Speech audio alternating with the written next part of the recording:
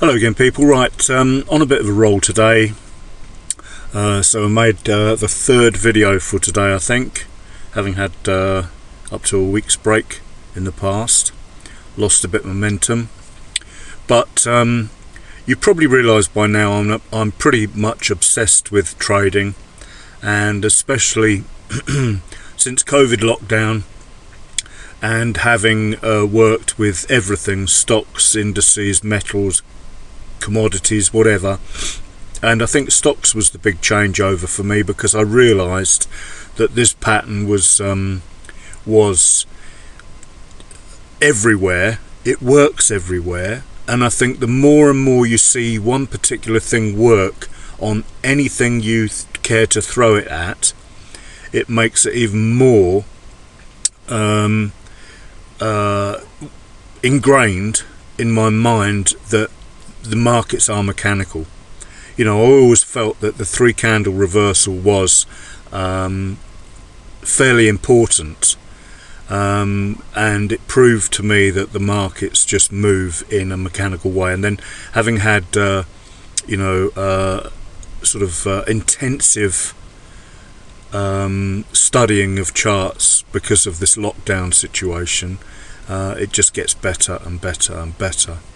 And I wanted to talk about this US 30, the Dow Jones, because it was such a really a no-brainer trade, and it was such an interesting trade, because what we've got here prior to, so you know, I've got to thank Simon for this and various other people that nudged me in the direction of trading the stock market open at 2:30 UK time, 2:30, well, it's British summertime now, but GMT, 14:30, whatever you want to call it.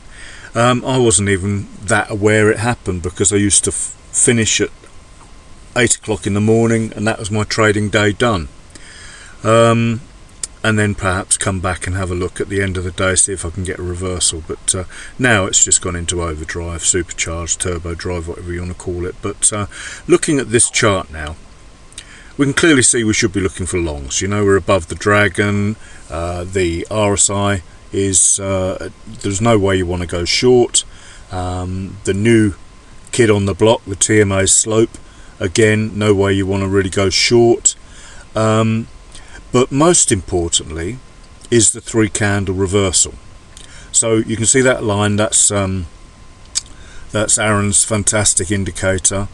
And then we've got the break and close, that's the three candle reversal.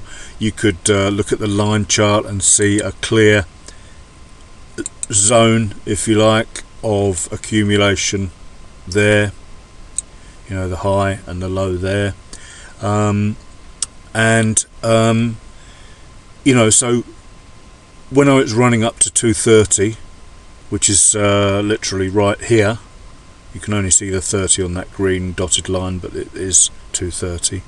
You know, you're just waiting for longs, really, waiting for the best opportunity to take longs, expecting them to perhaps bash it down before they took it long, but they didn't even do that.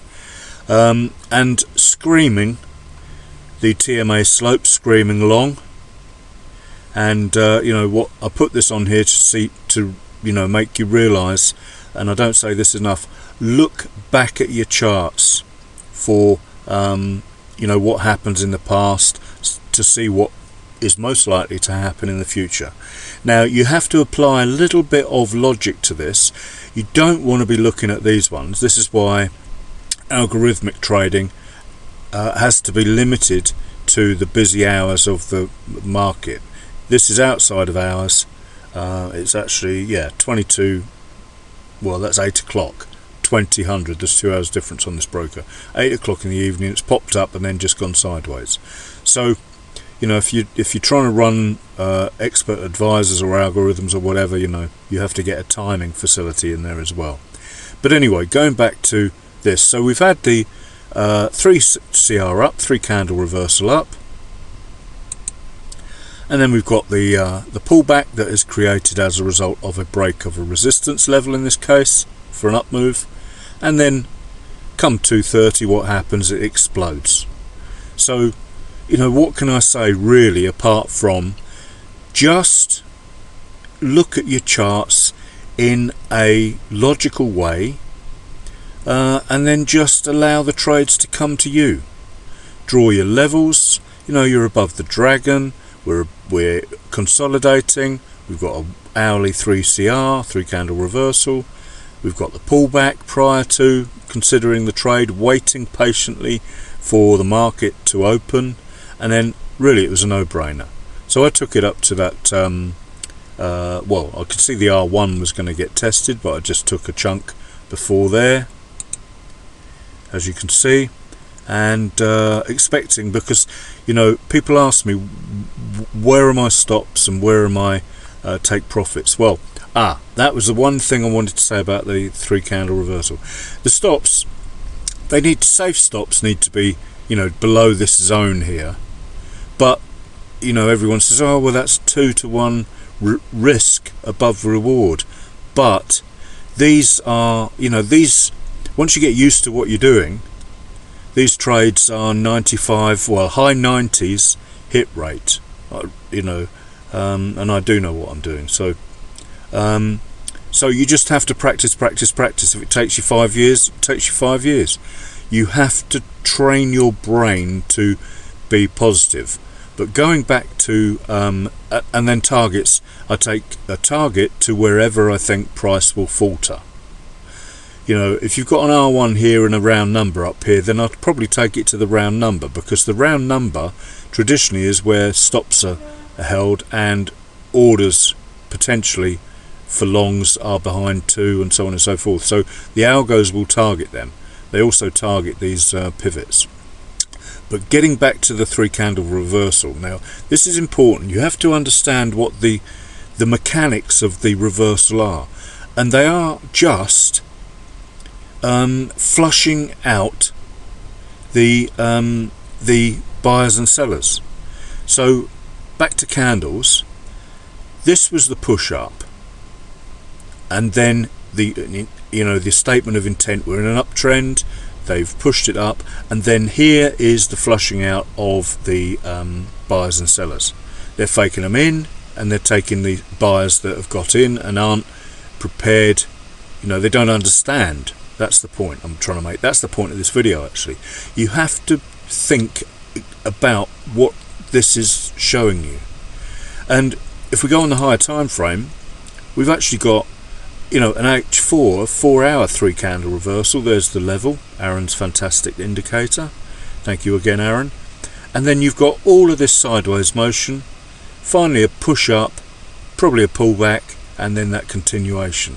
But because they've done this huge amount of accumulation, distribution, whatever you want, manipulation, whatever you want to call it, loading up with orders. They know they're going to take it long, so they punch it down, faking all the sellers and take out the stops of all the long trades that have got in too early. And they use their own money to do that, and that's corrupt, but what can you say? And it goes on and on. So we're on an H4, and then we've used the H1 to get in onto the lower time frame, and if we cut down from the H1 we could go down to the M5 and so on and so forth. So but another thing to say is, when you've had a huge amount of accumulation like this, when it goes, it's liable to fly. So always be prepared for that. Sideways, it gives you an indication, whatever, you got your momentum or your trigger there, like once again the TMA does its job. TMA up. What this is, and this is important, I mentioned it in the last video, a TMA would have triggered on the lower time frame at that point. There it is there. So that's how you get into those H4 ones. There's the entry, but that will still be part of that H4 indicator, trigger, whatever you want to call it. So you have to use your, this was like the 30-minute I used earlier to get in on a 15-minute. This was glaring green on the H4, but on H1 it was actually a post H1 trigger there, and a 3CR. There's the 3CR notice. And once again we've had all that sideways motion there, some sort of stop hunt and whatnot going on, and then boom, up it goes. So you've got to learn, you've got to teach yourself how to get in and understand what the multi-time frame charts are telling you. There's a descending trend line there, and an ascending trend line there. There's a trend going on, there's a multiple three candle reversals going on. So we're using trends within trends, 3 CRs within 3 CRs, triggers within triggers, and you've got, all you can do, treat it like a computer game. And the whole point of this video was to remind you that a 3 candle reversal is a mechanical chart sort of representation of what the algorithms are doing, and they are flushing. I've used it before. It's the balance of sellers becoming buyers, and you've got a little bit of movement below the zero line on that, but look, we're above the dragon all that time on all these time frames. Every time frame you're above the dragon on. So it doesn't take Einstein to work out there's the dragon. That's why we use it, to work out that you should be looking for longs. Just don't allow all these other methods and all these other so-called gurus and super traders to dissuade you from the fact that all you need to do is trade like a machine. Okay, trade what your charts show you, and you will be fine. And one last thing, do not sway. There are probably a couple of dozen people trading using variations on what this is here now, because they will understand. I know for a fact we've got 8 to 10, 15 or whatever now, and that's great, and I'm really chuffed.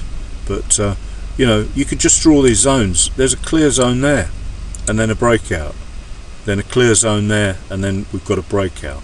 So just stay the course, keep practicing, don't give up, and think about it as a computer game and pure logic, and allow the trades to come to you.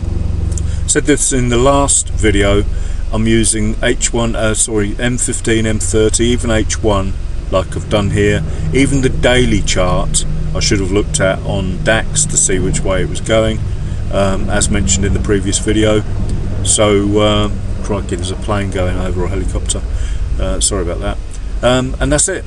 Trade what you see on your charts. Don't get overwhelmed with it. Keep practicing, and you will be fine. Thanks for watching. Have a great weekend.